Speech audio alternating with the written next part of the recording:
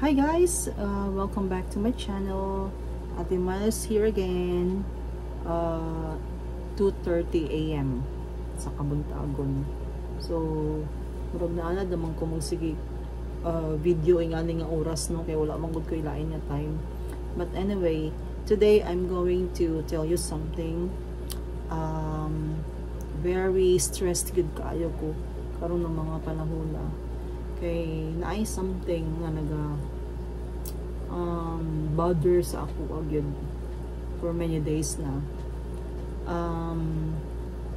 na ako'y gamay nga negosyo. So bali naga anyan to kung common sa inyo or kabalang mo anong term nga PO kanang magpa-swipe ka sa imong credit card tapos pa-interesan nimo and then after a month or if it's installment bayaran ka nila monthly ana. So dugay na nako ni siya ginabuhat guys, dugay na gyud siguro mga 3-4 years na. And then naay na isa naga-PO sa ako of course may tiwala ako sa iya ha kay never pagyud sila nga masahay ma-miss nila pero bayaran gid nila dayon agad-agad. So wala gyud sila bad records ako kay good payer gyud sila as in. Bago ana ila kong gipugos nga magkuha sila sa ako So at the time ala ko sa iya nga naamang ko'y trabaho. So syempre dili pud ko mag-absent no or mag-cancel sa ako ang mga lessons tungod ng ana. Sayang sad ako ang sahod, sayang ang adlaw. So ana ko sa iya nga pwede nimo dalahon imong anak nimo para dili sad kulugi. So dili lang ikaw ang mag-PO imong anak, but make sure na agit ko screenshot ang kabutang. Make sure kang good payer para wala tay problema. So ala siya okay kay sige naman siya og pamugos ako apila na kaadlaw kay na ako wala ko'y time. So ala siya nga sige okay mo to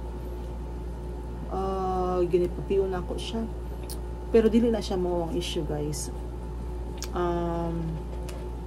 Pila na gani ka months, mga a few months ago, maybe 3 to 4 months ago nihangyo na siya sa ako nga kung pwede ang iyang pag-umangkon magkuha og cellphone, ang iyang anak ug ang iyang pag-umangkon magkuha og cellphone. So ako pod kay salig ko sa iya ha kay lagi never siya na kamis pero ako guys wala gid ko'y kalibutan kinsa na iyang pag-umangkon bisag pangalan wala gid ko kailanat. Kay syempre anad ko sa iya ha nga nagid mi text message gid gisulti gid ako sa iya nga ikaw ang magsingil, ikaw akong singilon kay wala man ko kailaan na sila ha. Kita man duha ang may transaction, kita man duha ang nagasabot. So ikaw akong singilon ana. So mo to nagkuan ko og time para sila maka-PO sila. And then after ana okay na. Good payer gid sila, wala gid sila na miss. Kay sa ako is ang ako ang singil is 5. And then siya pod ang singil niya sa ilaha is katapusan or 20 ana nalang dira. Tapos lately lang katong katapusan or 5 ba bayad na ang tanan except sa iyahang pag-umangkon. Wala siya nakabayad og cellphones na 3K plus 3 plus ang monthly. So anak ko sa iya ha pasalig siya na Friday or Saturday niya bayaran. Pag abot sa Sabado syempre sige ko gali kuan sa iya ha sige ko og follow up sa iya ha pero kana siya guys may interest na siya kay di ba yan mo dawat ang bangko nga hangyoon nimo ang bangko nga ingani adlaw na ko makabayad wala ginaingan na. So gi-interesan ako siya. And then after ana Saturday na. So syempre natural lang singilon ako siya. And then sige ko contact di naman siya mo reply. Until one time nag-reply siya. Ang iyang reply pinasuko na reply. Siya nga pasensya lang gud ka kay kuan namatayan ba na siya og kuan ani ana. Niya ako pod syempre ang bangko bisag unsa pa na nga rason dili mo na madawat ang bangko unsa nga rason bisag unsa pa na klase nga rason dili na madawat ang bangko. Ingon ako sa iya ha Ngati, dili, kung gikan na sa ko ang bulsa, ang kasabot ko, dili baya ko dautan na tao. Ingon ko sa iyaha. Muna kong giingon sa iyaha. Tapos, wait lang ha.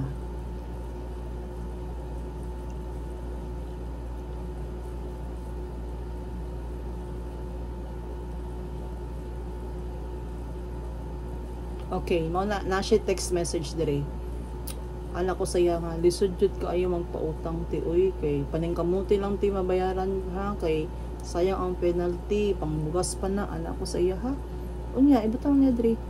Gani mang bahala siya oy binata pa man to. Wala man to asawa, wala kabayad kay nabuang sa scatter. Mao na iyang una-una giingon. Tapos tong nag-Saturday na, Friday na ako nag-message ha. Pagka Saturday na, yan ano siya nga, namatayan daw. Mao na pud to iyang rason. Unsa mo gid ang tinuod? Di ba? Maka-stress ba? Syempre nag-generate gi-add na additional na og penalty. Pero ginapalo up gyapon nako sila. Og honestly gina-pressure ginako siya. Kay 3K plus. Pag abot sa due, magdagdag na pud ang iyang another nga installment. Di dako na kaayo masamot siya malisdan siya mabayad. So as much as possible, please hulug-lugan or basta mabawasan lang yun unta siya. Kadugayan, dili na siya mo reply guys. Wala na gid siya daghan na kay kung last na ako nga reply sa iya, last na ako nga I mean 5 so 6 yata to. Ang last na ako sige kog message wala na siya naga-reply. Wala na gid siya naga-reply. So gi-message na ako iyang anak. Unya, dili pud nimo maistoryahan og tarong and then iyang pag-umangkon another pag-umangkon ni nga nagapiog gihapon sa ako. Yan ako sa iya nga, syempre na kuan nako ba na frustrate nako. Ano kung sa man na imong auntie, uy, sa tinuod lang kay dati pod may issue pod dati nga naapod na sila gidalalain nga tao nga wala pod siya dayon nakabayan. Dugay pila ka bulan. Grabe akong stress kaayo. Kay ako mismo ang naghabol nga wala ko kailaan ng bayhanan na ako mismo ang naghabol para mabayaran lang ko. So ikaduhan na siya nahitabo karon. Anak ko siya nga na din no. Sa tinuod lang imong auntie lang gid ang nakadala og samok ani ako ang kuan gamay nga negosyo. Nagkaluko-luko na. Dili na mao, di na ako na manage ang akong finances sa akong credit card kay delayed na ang mga bayad sa iyang mga gipangkarga. Karon gi-screenshot na sa bayot man to. Gi-screenshot niya, gi-send niya sa anak. Karon ang anak giaway ko, gisendan ko mga unsa-unsa. Pagka next day ang isa na pud ka anak, hala, ang duha ka anak giaway ko nila. Wala daw sila'y utang, alangan unsa-unta man daw na, kaya di daw nila makontak. Ang akong point is, guarantor man siya. In the first place, wala ako kailaan ng tuhanan na ni pangalan, wala gid ko'y kailan, miskin nickname, palayaw, wala gid ko'y kalibutan, kinsa ng tuhanan na. So, unsa man, mag-unsa lang ko. Siyempre, siya akong habulon, kay siya man akong katransak. Siya naghangyo sa kuha, siya ang nag-istorya sa kuha tanan. Diba? Tapos karon wala na gid siya nag-reply, wala na sila tangan nag-reply. So unsay bot pasabot ana naapay 3 months na bilin unpaid. So unsay bot pasabot ana dili sila mobayad tungod kay dili nila makontak. Kay ang iyang pagumangkon nilayas ni adto na og Davao, dili na nila makontak. Ginatawagan nila bisag unsa gina-post nila sa Facebook, dili gid mo tubag. Mag-post la sa iyang wall, iyang i-delete. So mura siya gitakasan niya iyang obligasyon. So ang pangutana kinsa ang mabayad ana? Dili sila mabayad, ako anong problema? More than 10k pa ang iyahang balance. Ginoo ko unsa una ko na. Di ba? So kinsa ang mali gid ko kaayo sa tinuod lang. Kay nagsalig ko nga ingana lagi. Di ba? Sa sobra nato ka salig sa tao. Ila lang gubaon na akong pagsalig. Unya karon tanan sila wala ko nila gina-replyan. Wala lagi sila nag-communicate. Ang mismong ako ang ka-istorya o ka-transact. Ang mga anak niya giaway ko nila.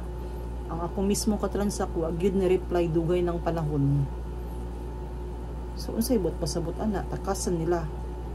Wala na lang to tiway na lang, di ba? So mo akong problema karon. Unsa una ko na naapod ko sariling mga bills na ako'y mga anak high school na. Asa ko mga wat og pangbayad na ko anak, di ba? Oh my god, maka-stress ko ayo, sobra yun. Ganiya pa man ko human-an nga magsuot ko ano. So maulang to guys, grabe akong stress gyud kaayo, super gyud, grabe gyud kaayo gyud. Ang ilang gibuhat sa ako, kaduha na gyud ni. Grabe. Kung isa grabe akong stress ato gyud, sobra gyud to pila ka bulan na ako to gihabol gyud na ako para mabayaran lang ko.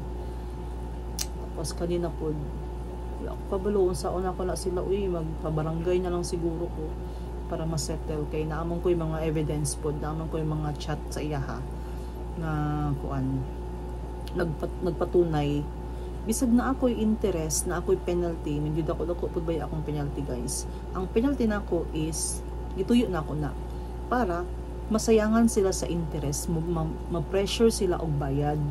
Mao na siya akong purpose. Karon bahala nagdi ko nila bayaran og interest, bayaran nila ang principal.